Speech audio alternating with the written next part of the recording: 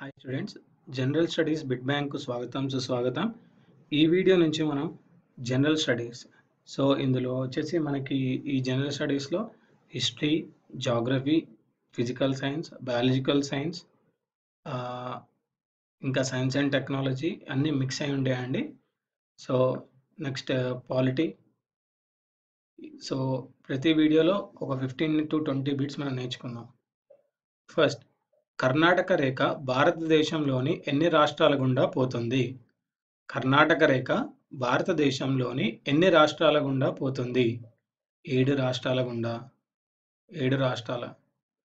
Next, సముద్ర జలాలపై భారతదేశపు ప్రాదేశిక జలాలు ఎంతవరకు విస్తరించి ఉన్నాయి? సముద్ర జలాలపై భారతదేశపు ప్రాదేశిక జలాలు ఎంతవరకు విస్తరించి ఉన్నాయి? 12 నాటికల్ మైళ్ళు. 12 నాటికల్ మైళ్ళు. నెక్స్ట్, సత్యమేవ జయతే ఎక్కడి నుంచి స్వీకరించారు? సత్యమేవ జయతే ఎక్కడి నుంచి స్వీకరించారు? మండ్యూక్యక ఉపనిషత్. మండ్యూకక ఉపనిషత్. జనగణమన రచించింది ఎవరు? జనగణమన రచించింది రవీంద్రనాథ్ ఠాగూర్. రవీంద్రనాథ్ ఠాగూర్. రాజ్యాంగ పరిషత్ జనగణమనను జాతీయ గీతంగా ఆమోదించిన తేదీ? రాజ్యాంగ పరిషత్ జనగణమనను జాతీయ గీతంగా ఆమోదించిన తేదీ 1950 జనవరి 24. 1950 జనవరి 24. జనగణమనను మొదటిసారిగా ఎప్పుడు పాడారు? జనగణమనను మొదటిసారిగా ఎప్పుడు పాడారు? 1911 డిసెంబర్ 27 కలకత్తాలో పాడారు.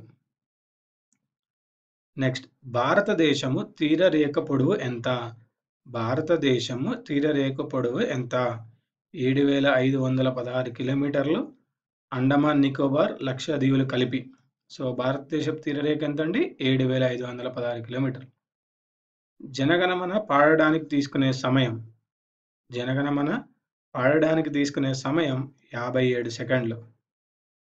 నెక్స్ట్, భారతదేశం భూ సరిహద్దు రేఖ పొడవు ఎంత? భారతదేశం భూ సరిహద్దు రేఖ పొడవు ఎంత? 15,200 కిలోమీటర్లు. 15,200 కిలోమీటర్లు. నెక్స్ట్,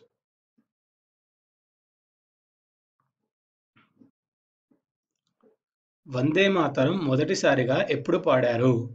వందే మాతరం మొదటిసారిగా 1896 కాంగ్రెస్ సమావేశంలో పాడారు. ఓటు హక్కు 21 నుండి 18 సంవత్సరాలకు ఏ రాజ్యాంగ సవరణ బిల్లు ప్రకారం తగ్గించడం జరిగింది? ఓటు హక్కు 21 నుండి 18 సంవత్సరాలకు ఏ రాజ్యాంగ సవరణ బిల్లు ప్రకారం తగ్గించడం జరిగింది? 61వ సవరణ బిల్లు. ప్రపంచ వైశాల్యంలో అక్షాంశాల మధ్య దూరం ఎంత? ప్రపంచ వైశాల్యంలో అక్షాంశాల మధ్య దూరం ఎంత? 2.4%. జాతీయ క్యాలెండర్ ఎప్పటి నుండి అమలులోకి వచ్చింది? జాతీయ క్యాలెండర్ ఎప్పటి నుండి అమలులోకి వచ్చింది?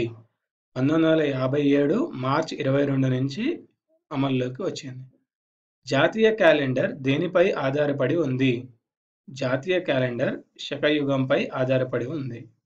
శకయుగంలో మొదటి నెల ఏది? శకయుగంలో మొదటి నెల చైత్ర. నెక్స్ట్, మన జాతీయ జంతువు ఏది? మన జాతీయ జంతువు పులి. భారతదేశపు విభిన్న అక్షాంశాల మధ్య దూరం ఎంత? భారతదేశపు విభిన్న అక్షాంశాల మధ్య దూరం ఎంత? 3,124 కిలోమీటర్లు.